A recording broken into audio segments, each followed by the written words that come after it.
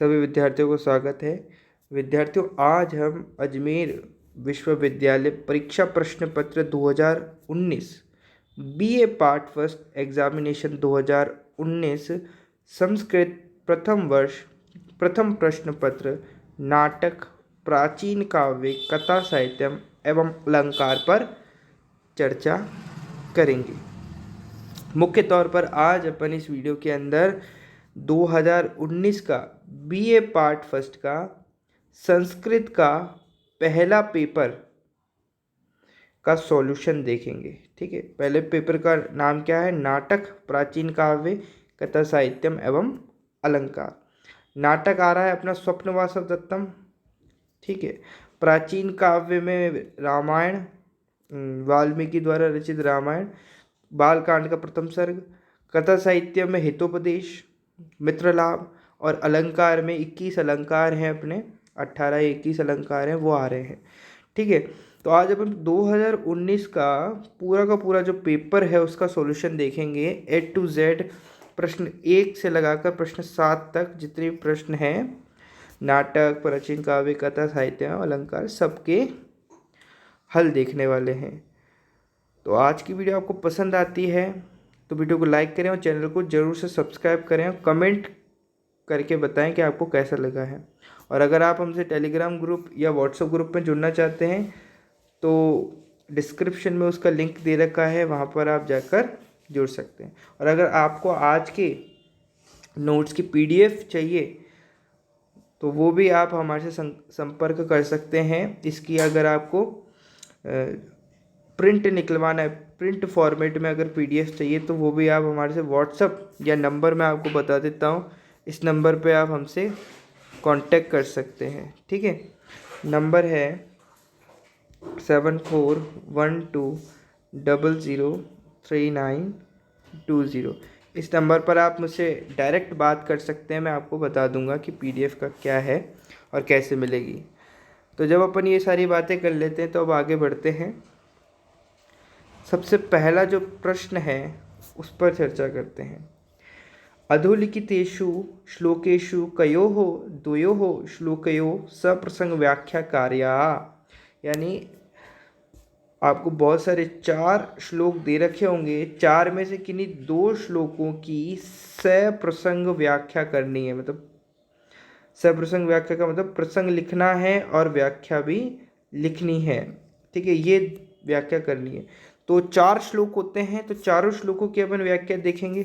ठीक है, तो पहला जो श्लोक था जो 2019 में आपसे पूछा गया था वो था दुखम व्यक्तुम बद्ध मूलो अनुरागः स्मृत्वा स्मृत्वा याति दुखम नवत्वम यात्रात्वेषा यद विमुच्य वाष्पम प्राप्तान्या याति बुद्धि ही प्रसादम।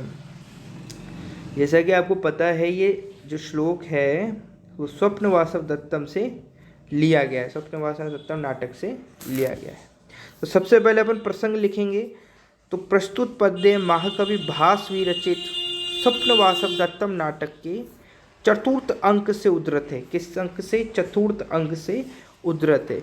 ये कथन राजा उदयन का है। ये कथन किसका है? राजा उदयन का है, जिसमें उसकी भावनाओं के उद्गार अत्यंत मार्मिक एवं यथार्थता को लिए हुए व्यक्त हुए हैं।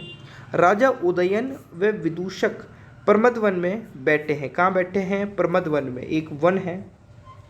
ठीक है, वहाँ बैठे हुए, एक स्थान है, वहाँ बैठे हुए हैं। दोनों वासवदत्ता एवं मगध राजकुमारी पद्मावती के विषय में वार्तालाप करते हैं। जो वासवदत्ता है और मगध राजकुमारी जो पद्मावती है, दोनों के दोनों उसके बारे में बात करते हैं, जिसमें अपनी अत्यंत प्रिय पत्नी वासवदत्ता का स्मरण करके राजा व्याकुल हो जाता है। विदूषक उसे धैर्य धारण करने के लिए कहता है तथा भाग्याधीन मानकर, यानी भाग्य के अधीन मानकर वियोग सहने का परामर्श देता है, यानी अलग होने के दर्द को सहने का परामर्श देता है। तब उदयन विदूषक से कहता है कि जब उदयन यानी राजा उदयन फिर विदूषक से कहता है, क्या कहता है राजा उदयन विदूषक से? चलिए पढ़ते हैं। तो वो कहता है दृढ़, ये जो पूरा का पूरा श्लोक है पहले उसका अनुवाद देख लीजिए आप। दृढ़ अनुराग को छोड़ना बड़ा ही कठिन है, दुखम व्यक्तुम बद्ध मूलो अनुराग, याद कर कर दुख नया होता है, स्मृत्वा स्मृत्वा याति दुखम नवत्वम। यह तो संसार का व्यवहार है कि रोकर आंसू बहाकर मनुष्य ऋण से उऋण हो जाता है। यात्रे त्वेष यद विमुच्य है वाष्पम, प्राप्तान्य याति बुद्धि प्रसादम। आंसू बहाकर मनुष्य ऋण से उऋण हो जाता है, उऋण यानी दुख कम हो जाने से मन निर्मल हो जाता है। व्याख्या आप देख सकते हैं इसकी। उदयन विदूषक से कहता है कि मित्र तुम मेरी दशा को नहीं जानते। कौन कहता है? उदयन कहता है। किससे कहता है? विदूषक से कहता है। क्या कहता है? हे मित्र तुम मेरी दशा को नहीं जानते हो, क्योंकि क्योंकि जमी हुई क्योंकि जमी हुई जड़ वाले अर्थात अत्यंत दृढ़ प्रेम को भूल जाना बड़ा ही कठिन है। अर्थात वासव दत्ता के प्रति जो मेरा प्रेम दृढ़ हो गया था उसे मैं अब भी नहीं भुला सकता। वह मेरे हृदय में बसी हुई है। वह दृढ़ दुख याद कर कर नया होता जाता है। अर्थात वासव दत्ता का स्मरण आने पर यानी याद आने पर उसके वियोग यानी उससे अलग होने के जन्य संताप से मैं और भी अधिक दुखी हो जाता हूँ। यह तो संसार का व्यवहार है कि किसी प्रियजन के नष्ट हो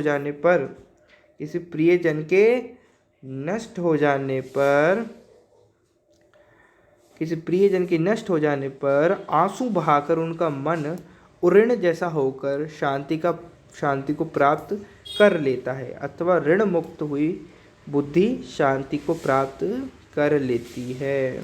ठीक है, तो पहले श्लोक का अपन ने बहुत अच्छी तरीके से सप्रसंग व्याख्या कर ली है। अब जो दूसरा श्लोक है वो है ख श्लोक।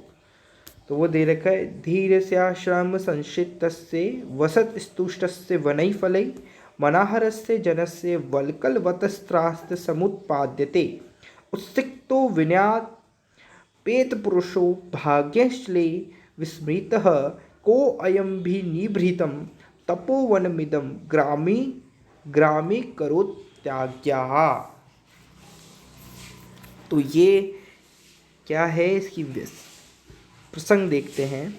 प्रस्तुत पद्य महाकवि भास विरचित स्वप्न वासव दत्तम नाटक के प्रथम अंक से उद्धृत है। किस अंक से? प्रथम अंक से उद्धृत है। यह नाटक का प्रारंभिक अंश है। मगधराज पुत्री पद्मावती तपोवन में निवास करने वाली अपनी माता महादेवी के दर्शन करने आ रही हैं। उनके साथ चलने वाला सेवक वर्ग मार्ग में इकट्ठा हुए जन समूह को हटा रहा है। वहीं सन्यासी का वेश धारण किए हुए योगेंद्रायण अवंती देश की स्त्री के वेश को धारण की हुई वासव दत्ता के साथ आता है।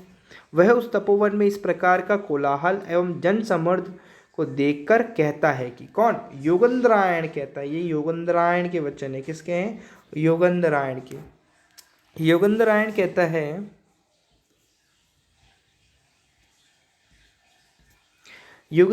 है धैर्यशील जंगली फलों से संतुष्ट रहने वाले, वल्कल धारण करने वाले, वल्कल यानी पेड़ों की जो छालें होती ना, उनके वस्त्रों को वल्कल कहते हैं। तो वल्कल धारण करने वाले, सम्मान के पात्र एवं आश्रम में निवास करने वाले व्यक्ति को भयभीत किया जा रहा है। धीरस्य वसत स्तुष्टस्य वनैः फलैः मनारस्य जनस्य वल्कलवतस्य समुत्पाद्यते।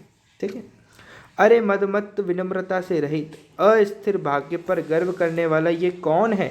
अरे ये कौन है जो इस शांत तपोवन को अपनी आज्ञा से गांवों की तरह शांत बना रहा है? उत्सिक्तो विन्याद पेत पुरुषो भागे चंचलिर विस्मतः कोयम भी निभृतम तपोवन मिदम ग्रामी करोत्याज्ञा।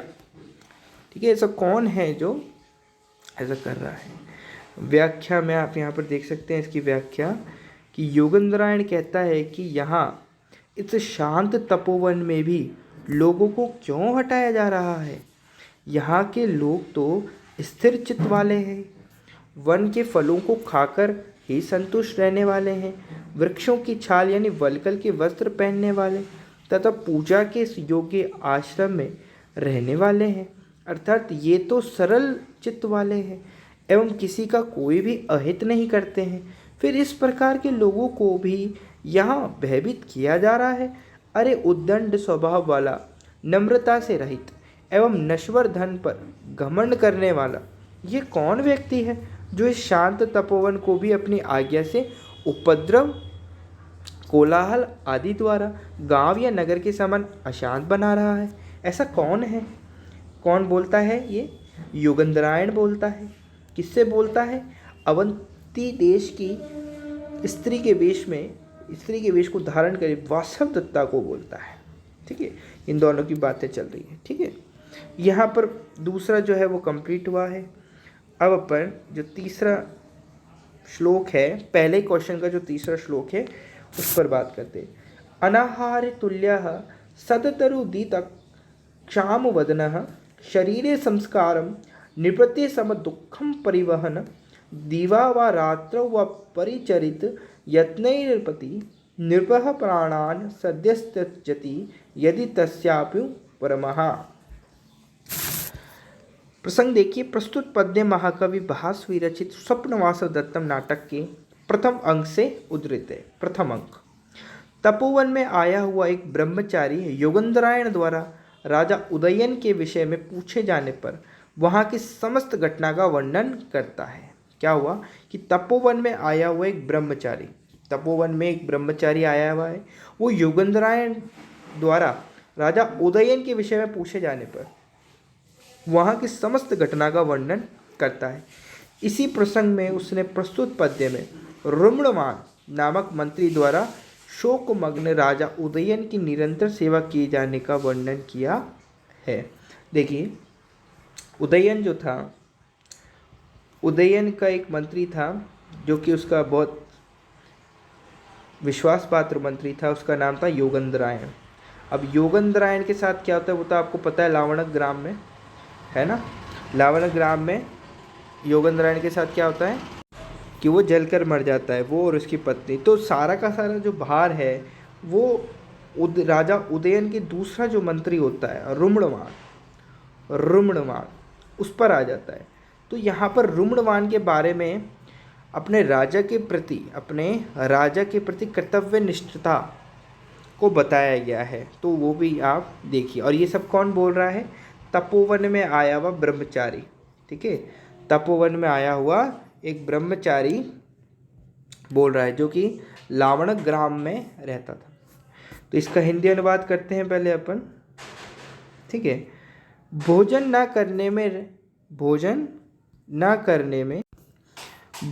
करने में राजा के समान और निरंतर रोने से उनके ही समान मलिन मुख वाला, राजा के समान हो दुख से शरीर का संस्कार यानी स्नान आदि करता हुआ वह रुम्णवान दिन रात प्रयत्न पूर्वक राजा की सेवा में लगा रहता है। अगर राजा प्राणों का त्याग कर दे तो उसकी भी मृत्यु शीघ्र हो जाए। ठीक है, रुम्णवान के बारे में बताया जा रहा है। आगे बात करते हैं। आगे लिख रखा है, योगेंद्रायण की योजना अनुसार वासवदत्ता के जलकर मृत्यु हो जाने की असत्य घटना को भी सत्य मानकर शोकमग्न राजा उदयन की सांत्वना आदि कार्यों से निरंतर सेवा करने वाले मंत्री रुम्णवान की राजा के प्रति अनन्य भक्ति को दर्शाता हुआ ब्रह्मचारी योगेंद्रायण को बताता है कि वह रुम्णवान भोजन न करने में राजा के समान, अर्थात जिस प्रकार शोक के कारण राजा भोजन नहीं करता है उसी प्रकार वह भी भोजन नहीं करता है तथा राजा की तरह ही वह भी निरंतर रोते रहने से मलिन मुख वाला है। राजा के समान ही दुख से शरीर का संस्कार यानी स्नान आदि क्रियाएं करता हुआ दिन रात प्रयत्न पूर्वक राजा की सेवा में लगा रहता है। यहाँ तक कि राजा यदि प्राण त्याग दें तो उसको भी मृत्यु तत्काल आ जाए या उसकी भी मृत्यु तत्काल हो जाए। ये तीसरा वाले श्लोक की सप्रसंग व्याख्या हमने देख ली। तो यहाँ पर तीनों के तीनों जो श्लोक हैं वो अपने कंप्लीट हो गए हैं। ठीक है, अब अपन आगे बढ़ते हैं और जो सेकंड श्लोक है वो है अधोलिखितेषु श्लोकेषु कयो श्लोक्यो सप्रसंग अनुवाद कार्य। अब क्या करना है अपन को, अनुवाद कार्य करना है। क्या करना है, अनुवाद कार्य। तो अनुवाद करना है तो देखिए 4 नहीं थे, वो 3 ही थे। ठीक है, 3 में से अपन ने तीनों की तीनों कर लिए। तो अब ये भी जो है ये भी स्वप्न वासवदत्तम नाटक से ही लिए गए हैं। संबंधी राज्य में देम दमत्ते महान प्रहर्षः स्मृत्वा पुनर्नृप सुतानिधनं निषादः की नामदेव भवता न कृतम यदि स्याद राज्यम, ये नहीं आएगा यहाँ पर, राज्यम परैर्पहितं कुशलम च देव्याः। ठीक है, तो इसका एक तो अनुवाद देखना है, प्रसंग और अनुवाद ही करना है, व्याख्या नहीं करनी है, तो ध्यान दीजिए। तो प्रस्तुत पद्य महाकवि भासवी रचित स्वप्न वासवदत्तम नाटक के पृष्ठ अंक से उद्धृत है। पृष्ठ अंक यानी जो लास्ट और षष्ठ है यहाँ, क्या होगा यहाँ, षष्ठ होगा। ठीक है, टाइपिंग मिस्टेक है यहाँ, क्या होगा यहाँ, षष्ठ। षष्ठ। पद्मावती से विवाह होने पर मगधराज दर्शक की सहायता से राजा उदयन अपने राज्य को शत्रुओं से मुक्त कराकर पुनः प्राप्त कर लेते हैं। राजमहल में जब वासवदत्ता के पिता महाराजा महासेन का संदेश लेकर कंचुकी एवं धाय आते हैं तो कंचुकी अपनी मानसिक प्रसन्नता व इच्छा का वर्णन करता हुआ कहता है। ये कंचुकी के शब्द हैं। ये किसके शब्द हैं, कंचुकी के। कंचुकी के शब्द हैं। कंचुकी क्या कहता है, संबंधी के राज्य में आकर संबंधी राज्य मिदमेत्ते महान प्रहर्षः, संबंधी के राज्य में आकर मुझे परम आनंद तो हो रहा है, पर जब राजकुमारी जी की मृत्यु की बात याद आती है तो बड़ा ही दुख होता है। स्मृत्वा पुनर्नृप सुता निधनम निषादः। हे देव किम नाम देव, है ना, तो हे देव, शत्रु से छीना गया राज्य जैसे मिल गया, उसी तरह यदि देवी वासवदत्ता का भी कुशल समाचार मिल जाता तो आपने फिर क्या नहीं किया होता, अर्थात संपूर्ण कल्याण कर दिया होता। भवता न कृतम यदि स्याद राज्यम परैर्पयितं कुशलम च देव्याः। ठीक है, चलिए नेक्स्ट जो है उस पर बढ़ते हैं आगे। ख कार्यनेवार्तना पर नापि भोर्गन वस्त्रै नहि काषायं वृत्ति हेतुः प्रपन्नः धीरा कन्येनं दृष्टधर्म प्रचारा शक्ता चारित्रम रक्षितुं में भगिन्याः। तो प्रस्तुत पद्य स्वप्न वासवदत्तम नाटक के प्रथम अंक से उद्धृत है। यह कथन योगेंद्रायण द्वारा कंचुकी से कहा गया है। योगेंद्रायण द्वारा कंचुकी से कहा गया है। किससे कहा गया है, योगेंद्रायण कह रहा है कंचुकी से। योगेंद्रायण कह रहा है कंचुकी से, याद रखना। जिसमें पद्मावती की धर्मप्रियता की प्रशंसा करते हुए योगेंद्रायण ने अन्य किसी वस्तु की कामना न करके वासवदत्ता को पद्मावती के पास रखने की इच्छा व्यक्त की है ना। आपको याद आ रहा होगा अगर आपने मेरी पहले वाली वीडियोस देख रखी जिसमें मैंने स्वप्न वासवदत्तम पूरा एक ही वीडियो में कंप्लीट करा दिया। स्वप्न वासवदत्तम में से कौन कौन से इंपॉर्टेंट श्लोक आ सकते हैं उनका वीडियो बना दिया है ना। अगर वो दोनों वीडियो आपने देख रखे हैं तो ये वाली वीडियो तो आपके लिए बहुत सरल है। ठीक है, इसमें तो आप सारों की व्याख्या कर पा रहे होंगे। और अभी तक अगर आपने नहीं देखा है तो अभी भी आपके पास टाइम है, जाकर आप उन वीडियोस को देख सकते हैं। मैं डिस्क्रिप्शन बॉक्स में उनका लिंक दे दूंगा, एक ग्रुप में सेंड कर दूंगा। आगे लिख रखा है,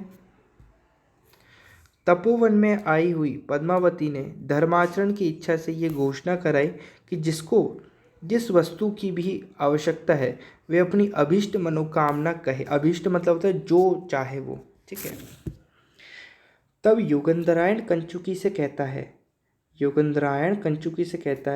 कि ना तो मुझे धन संपत्ति की आवश्यकता है, कार्य निवार्थन भोगन वस्त्रे नहीं काश्या वृत्ति हेतु प्रपन्न।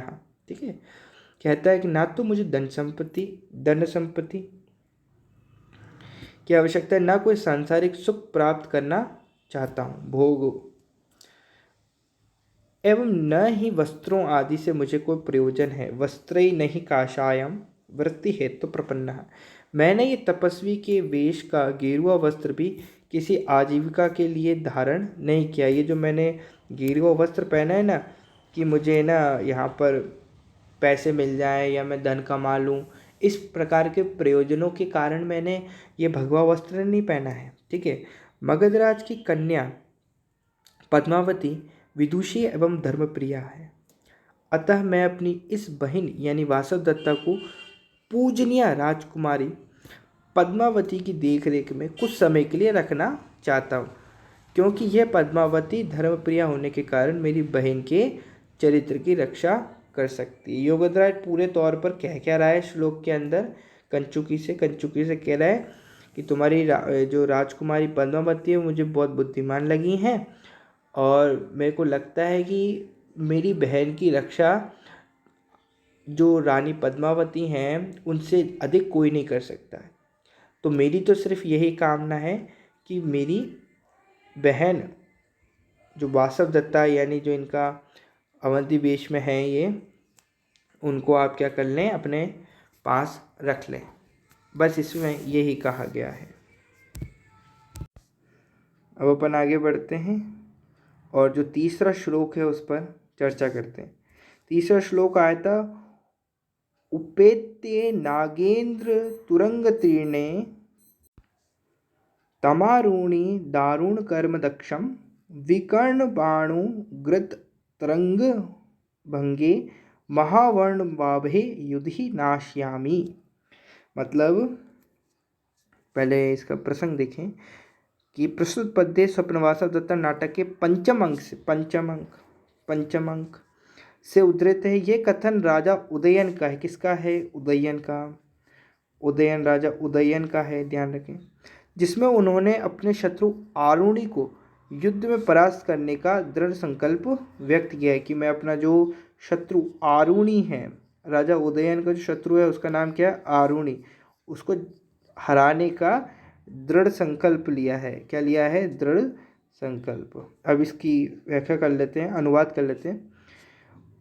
उपेत्य नागेंद्र तुरंग तीर्ण, यानी बड़े बड़े हाथी घोड़ों से खचाखच भरे, तमारूणी दारुण कर्म दक्षम, तथा चलाए गए बाण रूपी लहर से उमड़ते हुए, विकर्ण बाणु गृत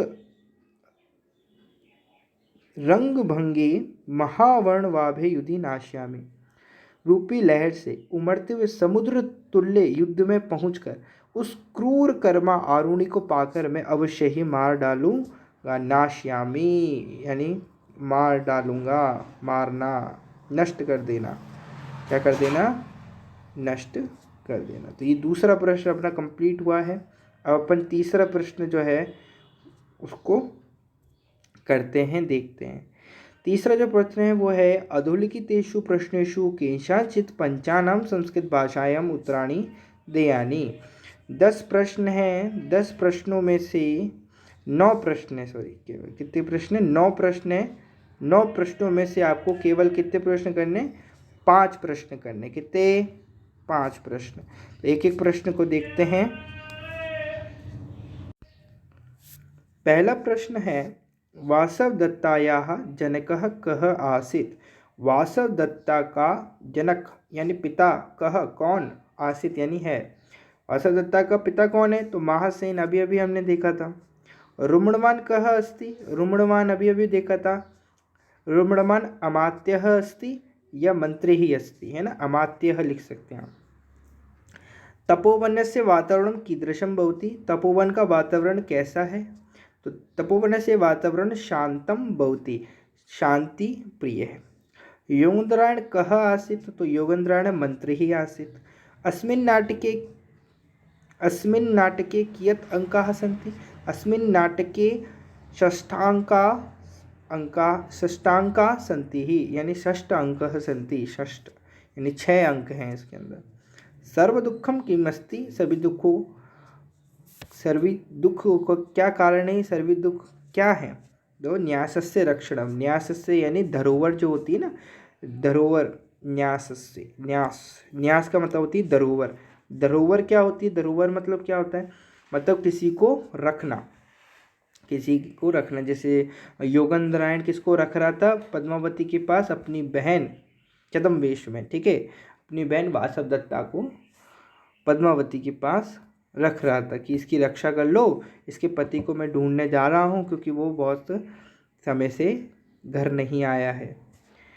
पद्मावती कीदृशी नायिका अस्ति? पद्मावती कीदृशी नायिका अस्ति? तो पद्मावती नाटकस्य द्वितीय सूया नायिका अस्ति, है ना, द्वितीय सूया नायिका अस्ति। पहली तो कौन है? पहली तो वासवदत्ता है।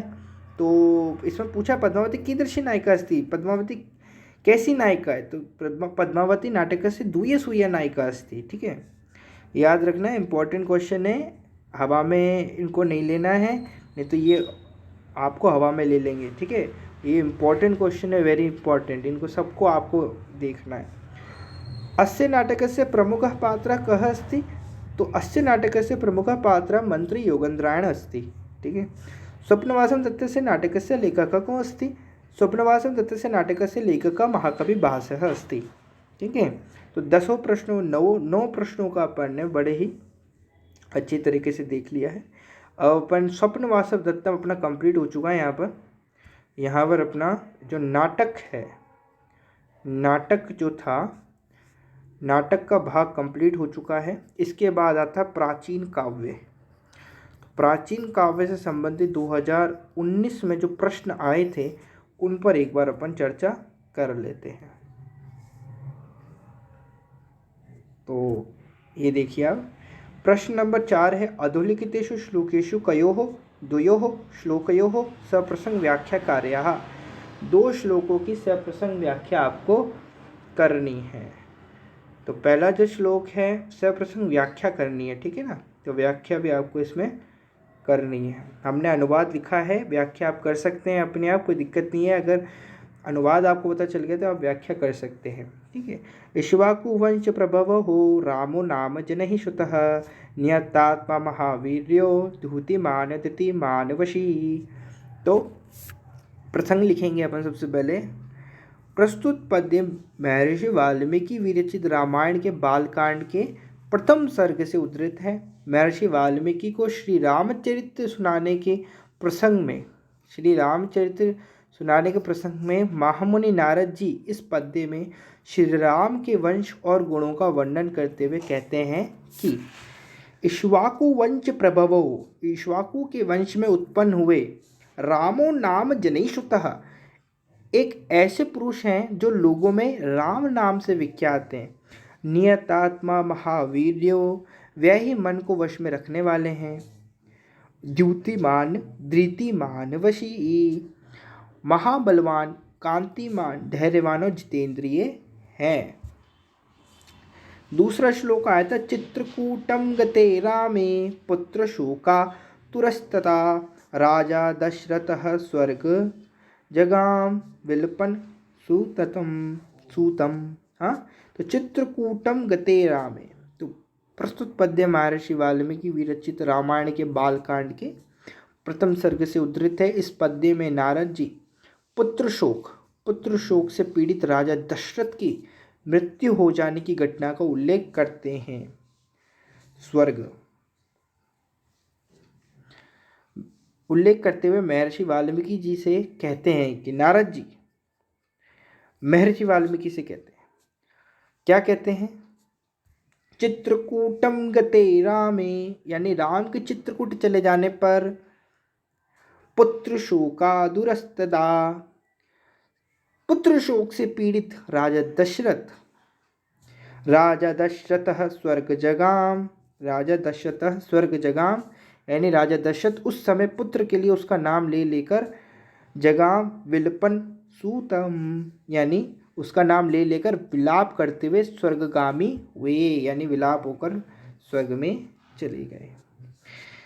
तीसरा आया था, स च सर्वगुणोपेतः कौसल्यानंदवर्धन समुद्र इव गांभीर्य धैर्यं हिमवानीव। इम्पोर्टेंट, ये वाली लाइन वेरी इंपॉर्टेंट, क्योंकि इससे प्रश्न भी आ जाता है, ठीक है, इसको याद रखना है। समुद्र इव गांभीर्य धैर्यं हिमवानीव, ठीक है। तो प्रस्तुत पद्य में महामुनि नारद जी महर्षि वाल्मीकि जी को श्री राम का चरित्र सुनाते के क्रम में उनके गुणों का वर्णन करते हुए कहते हैं, क्या कहते हैं? सच सर्व गुणोपेतः, संपूर्ण गुणों से युक्त वह श्री रामचंद्र जी अपनी माता कौशल्या के आनंद को, कौशल्यानंद वर्धन, आनंद को बढ़ाने वाले हैं। समुद्र इव गांभीर्य, गांभीर्य यानी गंभीर, गंभीरता में समुद्र, गांभीर्य समुद्र इव गांभीर्य, धैर्य हिमवानी, धैर्य में हिमालय के समान है। चलिए, ये हो गया अपना 4th क्वेश्चन कंप्लीट। अब अपन बढ़ते हैं आगे 5वां क्वेश्चन जो है इस पर। तो अब वो वही है, क्रम तो वही रहेगा सब में। सबसे पहले 2 श्लोक की व्याख्या करवाएगा, फिर प्रश्न पूछेगा, है ना। तो जो प्राचीन काव्य उसमें से पंच लघुत्रात्मक का नाम प्रश्नानाम उत्तराणि संस्कृत भाषायाम देयानि। तो ये 9 हैं, इसमें से फिर से आपको क्या करने हैं, 5 करने। कौन कौन से? जैसे रामस्य सारथी ही कह आसित, रामस्य सारथी कह आसित, राम का सारथी कौन था? तो कौन था भाई, बताओ? अमात्य सुमंत्र, अमात्य सुमंत्र जो था वो राम का सारथी था। भगवान राम का सारथी कौन था? अमात्य सुमंत्र, अमात्य सुमंत्र, अमात्य सुमंत्र, याद रखेंगे। रामेण सह के वनम अगच्छत, राम के साथ कौन कौन वनम गया था? तो सीता लक्ष्मण च, रामेण सह सीता लक्ष्मण च वनम अगच्छत। दशरथः कदा स्वर्ग जगा, दशरथ कब स्वर्ग गए? जब दशरथ रामे चित्रकूटम गते दशरथ स्वर्ग जगा, यानी जब जैसे ही राम जो है चित्रकूट पहुँचे वैसे ही दशरथ स्वर्ग चले गए। बालकांडे कियत सर्गाः सन्ति, कितने सर्ग हैं बालकांड में? तो 77 सर्ग हैं, जिसमें से अपन पहला स्वर्ग यानी बालकांड, नहीं सॉरी माफ कीजिएगा, बालकांड कियत सर्गा, बालकांड में कितने सर्ग हैं? तो 77 सर्ग हैं, ये ध्यान रखना है आपको। अब बात करते हैं आगे, रामायण से रचयिता कह, तो रामायण के रचयिता कौन है? तो रामायण से रचयिता महर्षि वाल्मीकि। स्टार्टिंग में मैंने रामचरितमानस कह दिया था शायद तक, या कुछ कह दिया था, तो आप देखिए रामायण है ना, रामचरितमानस और रामायण में बड़ी दिक्कत हो जाती है। रामचरितमानस तुलसीदास जी द्वारा अवधी भाषा में लिखी गई है और रामायण जो है वो वाल्मीकि जी द्वारा संस्कृत भाषा में लिखी गई है। अस्तु, अब आगे बढ़ते हैं। राम है गांभीर्य धैर्य च कीदृश आसीत, जो मैंने कहा था वो आ गया। इससे पूछा राम का जो गांभीर्य और धैर्य है वो कैसा है? तो गांभीर्य तो किसकी तरह था? समुद्र की तरह। और धैर्य किसकी तरह था? हिम यानी हिमालय की तरह, हिमवान। राम है गांभीर्य समुद्र इव तथा च धैर्य हिमवान इव आसित। ठीक है। राम है कस्मात् कारणात् वनम जगा, क्यों गए थे राम वन के अंदर? क्यों गए थे? क्योंकि राम है पितुर्वचन निर्देशात कीकय्य प्रिय कारणात् च वनम जगा, राम पिता के वचनानुसार केकई के आनंद के लिए, आनंद के कारण वन गए थे। राम एक तो पितुर्वचन निर्देशात और केकई प्रिय कारणात् च वनम जगाम, राम है पितुर्वचन निर्देशात पहला, दूसरा केकई प्रिय कारणात् च वनम जगाम। नेक्स्ट है राम है राज्याय की दत्वा भरतम निवर्तयामास, राम ने राज्य के लिए क्या देकर भरत को भेजा? तो क्या भेजा था भाई? राम है राज्याय स्वयं से पादुके, खुद की पादुके यानी चप्पलों को न्यास की यानी धरोहर रूप में दत्वा दिया, किसको? भरतम निवार्तयामास, और देकर उसको भेज दिया। सीता कस्य कुले जाता, सीता कौन से कुल से थी? तो जनक किससे कुले जाता? एक तो सीता के कुल के बारे में, माता सीता के कुल के बारे में पूछा जाता है, और दूसरा प्रश्न आता है कि माता सीता का जन्म कैसे हुआ था? तो देवो माया उत्पन्न, यानी देवों की माया से उत्पन्न हुई थी कौन? सीता माता। इनका कुल कौन सा है? जनक कुल है, जनकस्य कुल। ठीक है। अब 6th जो क्वेश्चन है वो क्या है? सप्रसंग अनुवाद करणीय। तो सप्रसंग अनुवाद आपको करना है। ये जो दे रखा है अब, ये है अपना प्राचीन काव्य, कंप्लीट हो चुका है। अब आता है अपना कथा साहित्य। क्या आता है? कथा साहित्य। जो कथा है उसमें तो मित्र लाभ, हितोपदेश के मित्र लाभ है, तो उस पे से एक आपको क्या दे देते हैं, गद्यांश दे देते हैं और उसके अनुवाद करना होता है उससे प्रसंग। तो अस्ति मगध देशे चंपकवती नाम अरण्यानि तस्ते चिरात महता स्नेहेन मृग काकौ निवसतः स च मृगः स्वेच्छया ब्राह्म्यनं हष्टपुष्टांग केनचित् शृगालेन अवलोकिता तम दृष्ट्वा शृगालो अचिन्तयत् आ कथमेतन्मासं सुललितं वक्ष्यामि भवतु विश्वासं ताव दूत्पाद्यामि इत्यालोच्ये उपस्रा ब्रवीत मित्र कुशलं ते मृगेणोक्तं कस्त्वं स ब्रूते शूद्रबुद्धिनामा जम्बुकोऽहम् अत्रार्णे बन्धुहीनो मृतवन् एकाकी निवसानि इदानीं त्वा मित्रमासाद्य पुनः संबंधु जीवलोक प्रविष्टो अस्मि। अब एक एक लाइन का आपको मतलब समझाते हैं। सबसे पहले प्रसंग यहाँ पर देख लेते हैं अपन कि हिरण्यक ने कौवे से कहा। अब आपको पहले पता होना चाहिए कि हिरण्यक कौन है। अगर आपने मित्रलाभ वाली कहानियाँ पढ़ी हैं तो आपको पता होना चाहिए कि हिरण्यक एक कछुए का नाम, सॉरी माफ़ कीजिएगा, हिरण्यक एक चूहे का नाम है। किसका नाम है? ये हिरण नहीं है, एक चूहा है। ठीक है, चलिए। हिरण्यक ने कौवे से कहा कि भक्ष्य तथा भक्षक की मैत्री विपत्ति का कारण बन जाती है। भक्ष्य और भक्षक, भक्ष्य यानी खाने योग्य, भक्षण करने योग्य, और भक्षक माने भक्षक करने वाला। जैसे शेर और हिरण। शेर कौन है? भक्षक है। शेर कौन है? भक्षक है। और हिरण क्या है? भक्षय है। तो इसी तरीके से भक्षय तथा भक्षक की मैत्री यानी दोस्ती विपत्ति का कारण बन जाती है। इस संदर्भ में उसने सियार का, इस संदर्भ में इसको समझाने के लिए कि कैसे एक भक्षक की भक्षक से मैत्री भारी पड़ जाती है, विपत्ति का कारण बन जाती है। इस संदर्भ में उसने सियार व मृग का दृष्टांत भी प्रस्तुत किया। सियार यानी वो वाला सियार होता है ना, सियार, और मृग यानी हिरण का दृष्टांत यानी उदाहरण भी प्रस्तुत किया। इसमें सियार के छल कपट द्वारा मृग पाश में बंध गया।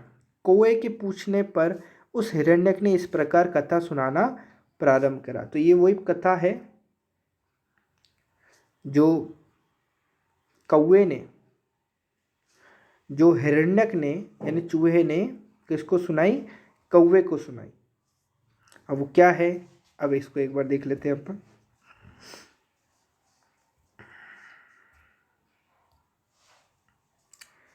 अस्ति मगध देशे चंपकवती नाम अरण्यानि। मगध देश में चंपकवती नामक बड़ा जंगल है। अरण्यानि मतलब होता है जंगल। क्या होता है? जंगल। तस्या चिरात महता स्नेहेन मृग काको निवसतः। उसमें बहुत समय से प्रेम के साथ मृग काको यानी कौवा एवं मृग दोनों रहते थे। कौवा और हिरण दोनों रहते थे। स च मृगः स्वेच्छया ब्राह्म्यनं हष्टपुष्टां केनचित् शृगालेन अवलोकिता तं दृष्ट्वा शृगालो अचिन्तयत् आ कथमेतत् मानसं सुललितं वक्ष्यामि। शरीर से हष्टपुष्ट घूमते हुए उस मृग को किसी सियार ने देख लिया।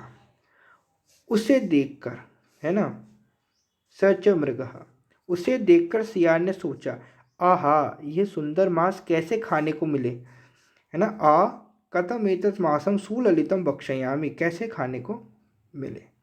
भवतु विश्वासम तावत् दूत पाद्यामि इत्यालोच्य उपसरः ब्रवीत मित्र कुशलम ते।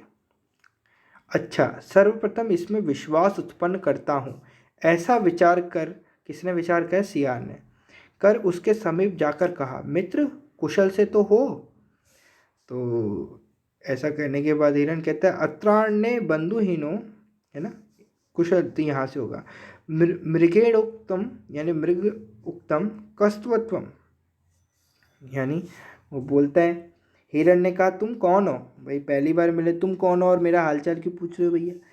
तो सब्रूते वह कहता है, उसने कहा मैं शूद्र बुद्धि नामक सियार हूँ। शूद्र बुद्धि नामा जम्बुको अहम, जम्बुक, जम्बुक मतलब होता है सियार, ठीक है। सियार को संस्कृत में क्या कहते हैं? जम्बुक कहते हैं। तो जो सियार का नाम है वो क्या है? शूद्र बुद्धि, है ना। शूद्र बुद्धि नामक मैं एक सियार हूँ। अत्राण्ये बंधुहीनो मृतवन एकाकी एकाकी निवसानि इदानीं त्वा मित्रमासाद्य पुनः संबंधु जीवलोकम प्रविष्टोऽस्मि, यानी कि अत्राण्य यानी अब तुम्हें, यानी यहाँ लिख रखा है यहाँ, अत्र यानी यहाँ इस जंगल में बंधु रहित, बंधु यानी भाई रहित या दोस्त रहित, मृत तुल्य रह रहा हूँ, यानी मेरा कोई दोस्त नहीं है, इसलिए मैं यहाँ पर कैसे रह रहा हूँ? मरे के समान रह रहा हूँ। अब तुम्हें मित्र के रूप में प्राप्त कर पुनः, इदानीं त्वा मित्रमासाद्य पुनः, यानी फिर से बंधु सहित जीवलोक में प्रविष्ट हुआ हूँ। अब तुम्हारे को देखो कितनी मीठी मीठी बातें कर रहे थे। बाद में जब अपन इसको पूरा पढ़ते हैं तब क्या हो जाता है, इसकी सियार की वजह से मृग जो होता है क्या हो जाता है? पाश में, यानी जाल में बंद हो जाता है ना। फिर इसका जो दोस्त है कौवा, वो इसकी मदद करता है। वो तो आगे की बात है, लेकिन इसके अंदर जितना गहरा है उतना अपन बात करेंगे। अब तुम्हारा अनुचर बनकर मैं तुम्हारे साथ ही रहूँगा। हिरण ने कहा ऐसा ही हो। और ये हिरण बेचारा बोला बाला बोल भी देता, प्रविष्टो अस्मि, मतलब ऐसा ही हो जैसा तुम कह रहे हो। ये बात तो गई। चलिए अब आगे बढ़ते हैं।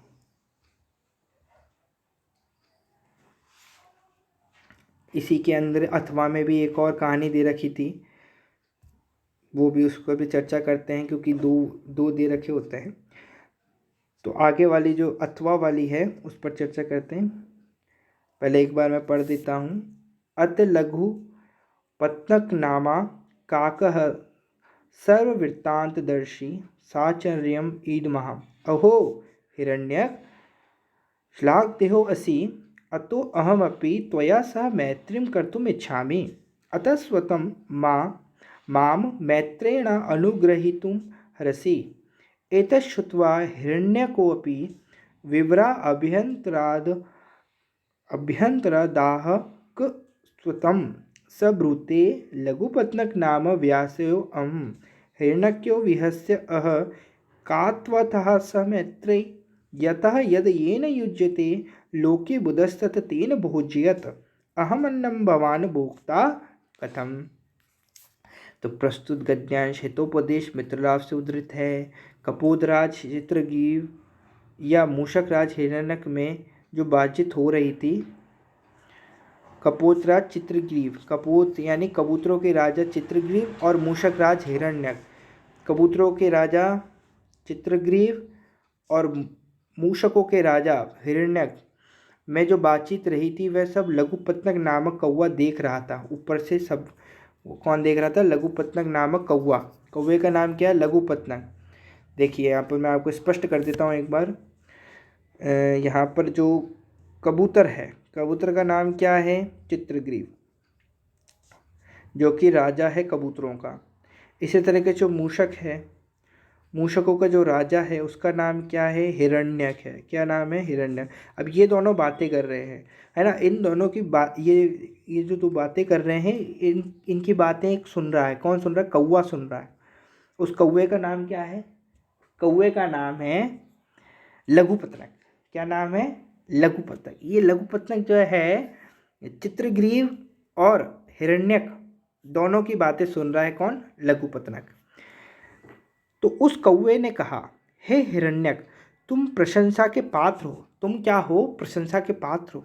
उसने उसके साथ मैत्री का प्रस्ताव रखा। इससे पहले घटना हुई थी। क्यों बोल रहा है? इसकी तारीफ क्यों कर रहा है कौवा कि तुम प्रशंसा के पात्र हो? क्योंकि इसके पीछे घटना थी कि वही जो चित्रग्रीव था वो जाल में फंस गया था अपने मित्रों के साथ। तेंदुलकरा नाम आपने सुना होगा, संगे शक्ति 10वीं कक्षा की एक बहुत अच्छी पंचतंत्र की कहानी थी। उसके अंदर क्या होता है, ये जो कबूतर होते हैं वो कहाँ फंस जाते हैं, जाल के अंदर फंस जाते हैं। तो जाल के अंदर से बचाता है कौन, एक मूषक बचाता है। तो इसलिए तारीफ करता है कौन, कौवा, जो लघु उपन्यास है वो बोलता है, हे हिरण्यक तुम प्रशंसा के पात्र हो, तुम्हारी तो प्रशंसा होनी चाहिए। उसने उसके साथ मैत्री का प्रस्ताव रखा, मुझे भी ऐसा मित्र चाहिए जो मेरी भी मदद करे। क्योंकि चित्रग्रीव जो था, यानी कबूतरों का जो राजा था चित्रग्रीव, उसका मित्र कौन था, मूषक राज हिरण्यक था। तो ऐसा मित्र है जिसने उसकी रक्षा करी, तो कौवा भी चाहता है कि उसका भी एक ऐसा मित्र हो जो उसकी रक्षा करे। तब हिरण्यक ने बिल के भीतर से ही बातचीत की तथा स्पष्ट रूप से मैत्री के लिए इनकार कर दिया। क्योंकि भाई कौवा और चूहा ये दोनों मित्र कैसे हो सकते, तो डर के मारे बिल के अंदर से ही चूहे ने, यानी मूषक राज ने, हिरण्यक ने इनकार कर दिया। यही संपूर्ण वृत्तांत इस गद्यांश में है। बस यही का ये पूरा दे रखा है। ये तो हो गई प्रसंग। अब एक एक लाइन का अपन इसका अनुवाद करते हैं। अत लघुपत्नक नामा काकः सर्ववृत्तांतदर्शी साचर्यम ईदमाहा। इसके बाद लघुपत्नक नामक कौवा, जो कि चित्रग्रीव है, और हिरण्य की सब बातें सुन रहा था। अहो हिरण्यक श्लाघ्योऽसि अतोऽहमपि त्वया सह मैत्रीं कर्तुम् इच्छामि। आश्चर्य के साथ बोला, अहो हिरण्यक तुम प्रशंसा के पात्र हो, है ना, अतः मैं भी तुम्हारे साथ मित्रता करना चाहता हूँ, मैत्री कर्तुम् इच्छामि। अतः स्वतम माम मैत्र्यानुग्रह में अनुग्रहित तुम हरसे, मेरे साथ मैत्री करके मुझे अनुग्रहित करो। एतत् श्रुत्वा हिरण्यकोऽपि विवरा अभ्यंतरा दाहकस्वतम। यह सुनकर बिल के भीतर से ही हिरण्यक चूहे ने कहा, तुम कौन हो। स ब्रूते, यानी वह बोला, लघुपत्नक नाम व्यासो अहम, मैं लघुपत्नक नामक कौवा हूँ। अब व्यास, वायस यानी होता है कौवा, ये ध्यान रखना। अभी हमने सियार को देखा था, सियार को क्या कहते हैं, जम्बुक कहते हैं। क्या कहते हैं, जम्बुक कहते हैं। इसी तरीके से वायस को क्या कहते हैं, कौवा कहते हैं। मूषक को चूहा, कपोत को कबूतर। ये सब आपको याद रखना है, नाम भी याद रखने हैं और इनका ये भी याद रखना है। फिर आगे है, हिरण्यक्यो विहस्य अह कात्वता स मैत्री। मतलब हिरण्यक ने हंसकर कहा, है ना, हिरण्यक को विहस्य अह, कि तुम्हारे साथ मेरी मित्रता कैसी, कात्वता स मैत्री है, कैसी, यतः क्योंकि, यद येन युज्यते लोके बुधस्तत्तेन भोज्यत। इसका मतलब ये, संसार में जो जिसके साथ जोड़ने योग्य होता है, बुद्धिमान मनुष्य उसी के साथ उसे जोड़ता है। मैं यानी चूहा, अहम अन्नम भवान भोक्ता कथम, मैं चूहा तुम्हारा भोजन हूँ तथा तुम मेरे भक्षक हो, अतः तुम्हारे साथ कैसे प्रेम हो सकता है। कहीं भक्षय व भक्षक को भी मित्रता संभव है। तो ये आपको यहाँ पर दे रखा है। आज की वीडियो का जो लास्ट प्रश्न है, 2019 का जो लास्ट प्रश्न है, उस पर अपन अब चर्चा कर लेते हैं। ये लास्ट प्रश्न अभी कहाँ से आ गया भैया, अभी तो एक और प्रश्न है। एक और प्रश्न वो है, सप्रसंग अनुवाद करणीय। तो वो तो एक तो था अपना गद्यांश का, और एक पद्य से भी आता है, श्लोक का आता है। 2 श्लोक दिए जाते हैं अथवा में, तो उनमें से एक का करना पड़ता है। मतलब छठा जो है प्रश्न, उसके 2 भाग हैं, क भाग और ख भाग। तो क को तो अपन ने कंप्लीट कर लिया, अब ख को कंप्लीट करेंगे। तो ख है, उद्यमेन ही सिद्ध्यन्ते कार्याणि न मनोरथै न ही सुपथस्य सिंहस्य प्रविशन्ति मुखे मृगाः। तो इसका आपको क्या करना है, अनुवाद करना है। तो प्रस्तुत श्लोक में परिश्रम के महत्व को प्रतिपादित किया गया है कि कार्य परिश्रम करने से सिद्ध होते हैं, केवल मनोरथ से नहीं। सोते हुए सिंह के मुख में पशु अपने आप प्रविष्ट नहीं होते, अर्थात पशुओं को पकड़ने के लिए सिंह को भी परिश्रम करना पड़ता है। वर्मेको गुणिपुत्रो न च मूर्खशाक्तेनपि एकश्च चंद्रतमो हन्ति न च तारागणे अपि च। प्रस्तुत श्लोक में विद्वान पुत्र की प्रशंसा की गई है। विद्यावान पुत्र की प्रशंसा की गई है। जैसे वर्मेको गुणी पुत्रो, गुणवान एक ही पुत्र श्रेष्ठ होता है, गुणवान एक ही पुत्र श्रेष्ठ होता है, परंतु सैकड़ों मूर्ख पुत्र अच्छे नहीं हैं। एक चंद्रमा अंधकार को दूर करता है, परंतु सैकड़ों तारों के समूह द्वारा भी वह अंधकार नष्ट नहीं हो पाता। वर्मेको गुणी पुत्रो न च मूर्ख शातान्यपि एकश्च चंद्रस्तमो हन्ति न च तारा गणोऽपि च। ठीक है, जो गुणवान पुत्र होता है वो एक ही काफी होता है, समझ रहे हो, एक ही काफी होता है। और जिस तरीके से चंद्रमा जो होता है वो अंधकार को मिटाने के लिए अकेला पर्याप्त होता है, लेकिन तारागण बहुत सारे तारे होते हैं, उनका समूह भी अंधकार को नहीं मिटा पाता। बिल्कुल इसी तरीके से बता रखा है। तो ये तो हो गया अपना 6th प्रश्न। अब अपना जो लास्ट प्रश्न है वो करते हैं। अब बचा क्या? नाटक हो गया, प्राचीन काव्य हो गया, कथा साहित्य हो गया। अब बचा लास्ट अलंकार। अपना जो प्रश्न पत्र का नाम था उसमें अलंकार बचा। अब अलंकार को कर लेते। तो 2019 के अंदर आपकी ये सारे अलंकार पूछे गए थे। 6 अलंकार पूछे जाते हैं और 6 के 6 आपको करने पड़ते हैं। ठीक है, तो आप यहाँ पर देखिए, सबसे पहला जो अलंकार है वो है दृष्टांत अलंकार। तो दृष्टांत अलंकार क्या है भाई? पहले क्वेश्चन पढ़ लेते हैं फिर आगे बढ़ते हैं। अधोलिखितेषु अलंकारेषु अलंकार त्रयस्य लक्षणम उदाहरणम लक्षण संगतिकरणम च करणीयम। तो आपको क्या करना है? अलंकार करने हैं सारे के सारे, और अलंकारों में लक्षण, उदाहरण और लक्षण संगति, ये तीनों के तीनों बिंदु त्रयस्य, इन तीनों के तीनों बिंदुओं को सम्मिलित करना है, तभी आपको फुल में से फुल मार्क्स मिलेंगे। चलिए तो ओपन करते हैं। जैसे दृष्टांत अलंकार है तो इसमें इसका लक्षण है दृष्टांतस्तु, यहाँ पर एक बार आएगा ये, इसको हटा दीजिए। दृष्टांतस्तु धर्मस्य वस्तुनः प्रतिविधनम। दृष्टांतस्तु धर्मस्य वस्तुनः प्रतिविधिनम। मैं यहाँ पर व्याख्या नहीं दूंगा, मैं सिर्फ यहाँ पर आपको सॉल्यूशन दे रहा हूँ। ठीक है, अभी अपना व्याख्या नहीं है, वैसी वीडियो बहुत लंबी हो चुकी है। उदाहरण ले सकते हैं। अविदित गुणापि सत्कवि भणिति कर्णेषु वमति मधुधाराम अन्विगत परिमलापि ही हरति दृश्य मालती माला। लक्षण संगति आप इसकी देख सकते हैं कि इस उदाहरण में बिंब अथवा उपमेय के रूप में एक विषय कहा गया है कि अच्छे कवि की उक्ति अविदित गुणा होने पर भी कानों को प्रिय लगती है। इस विषय के प्रतिबिंब के रूप में द्वितीय विषय यह है कि मालती माला अनादिगत परिमाला होने पर भी दृष्टि को आकृष्ट करती है। यद्यपि दोनों विषयों में धर्म भिन्न भिन्न है, फिर भी परस्पर समान है। दोनों विषयों में बिंब एवं प्रतिबिंब विद्यमान है, अतः यहाँ दृष्टांत अलंकार है। अब सेकंड है, पहला हो गया। अब यमकम है।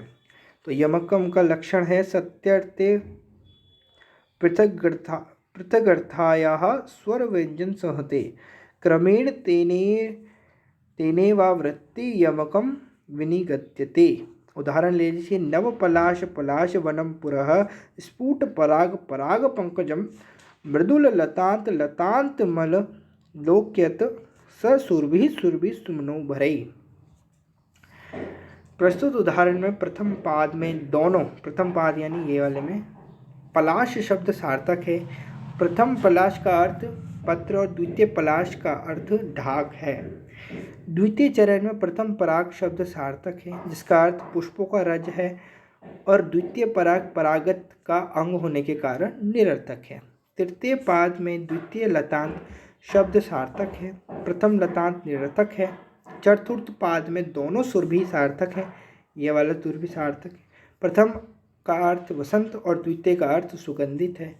इस प्रकार उपयुक्त उदाहरण में पलाश, पराग, लतांत, सुरभिम और रभीसु, रभीसु यानी कि ये रभीसु क्या है, यमक आगे लिखेगा। इस प्रकार एवं निरर्थक स्वर व्यंजन समुदाय की उसी क्रम से आवर्ती होने के कारण यमक अलंकार है। अब है नेक्स्ट दृष्टांत हो गया, यमकम हो गया, रूपकम। तो तत्व पकम भेदो य उपमानोपमेयो हो। उदाहरण पर्याप्त पुष्प स्तब्ध स्थानाभ्यः स्फुरत् प्रवालोष्ट मनोहराभ्य हराभ्यः लता वधूभिस्तवो अप्यवापुः विनम्र शाखा भुजबंधनानि। लक्षण संगति। इस उदाहरण में लताओं पर, वधू और पुष्पों के गुच्छों आदि पर स्तन आदि का आरोप किया गया है। यह आरोप इस प्रकार से किया गया है कि लता आदि उपमेय और वधू आदि उपमानों का वस्तुतः परस्पर भेद होते हुए भी उनका अभेद हो गया है। अतः अभेद होने के कारण यहाँ रूपक अलंकार है। तो यहाँ पर हमारे दृष्टांत हो गया, यमकम हो गया, रूपकम हो गया। अब संदेह अलंकार। तो लक्षण देखिए इसके, संदेह प्रकृति अनन्य से संशय प्रतिबोधितः भेदोक्तो तदनुक्तो च द्विधासौ परिकीर्तितः। तो उदाहरण अयम मार्तंड किम स खलु तुरगई सप्तभिरतिः कृशानु किमु सर्वा प्रसरति दिशा नेश नियतम कृतांत किम की साक्षात महेश वाहनो अस्वैविति चिरम समालोक्याजौ त्वया त्वाम विदधति विक्लपान प्रतिभटः। उपयुक्त उदाहरण में वर्णीय राजा के विषय में कवि ने अनेक संशयात्मक कोटियां कल्पित की हैं।